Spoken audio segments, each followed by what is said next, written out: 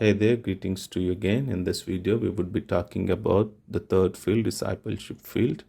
In the previous video, we talked about the 7 commandments, which is basically what to teach a new believer. But in this video, we would be talking about not what to teach, but how we can teach a new believer, the process of teaching. And here is the process which we call the 8 steps. These 8 steps are very useful uh, process or the method of process that would help people in learning new things. It helpful in the third field and the fourth field. Also, it is helpful in the leadership development. So let's look at these 8 elements. First thing, whenever we gather in the small groups in the discipleship meeting, we first pray and worship and we review, which is what did you learn last time when we met? So we ask people of their past learning, and also we ask people about what did they do about what they heard. Who have you shared the gospel with since we last met? How did you obey what you learned last time when we met? So we ask them about their learning and their obedience to what they learn. And also, whenever we meet, we do a new teaching. We teach them 7 commandments. When we're done with 7 commandments, we would follow that by teaching the book of Mark and so on.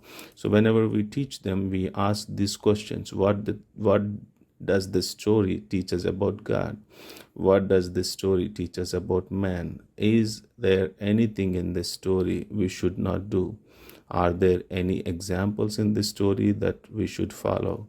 Are there any commandments in this story we need to obey? So we ask people and we teach them. Once we are done with the new teaching, we would ask them to practice what they learn. We would ask them practice with us and practice with their friends, and then finally we ask them to plan and pray. So before they leave the meeting, before we conclude the meeting, we ask them to make some plans for what they learn and how they are going to apply into their lives, and then pray, and then we close. Most importantly, the accountability, new teaching, practice, and plan. These are the key elements for believers to grow in their faith, in their practice of their faith. So this process is really helpful. For example, if you teach them a lesson, ask them to practice with you. You practice this lesson with them. Ask them to make some goals, set some goals, and then go and fulfill those goals and come back. And that way they can actually grow in their faith.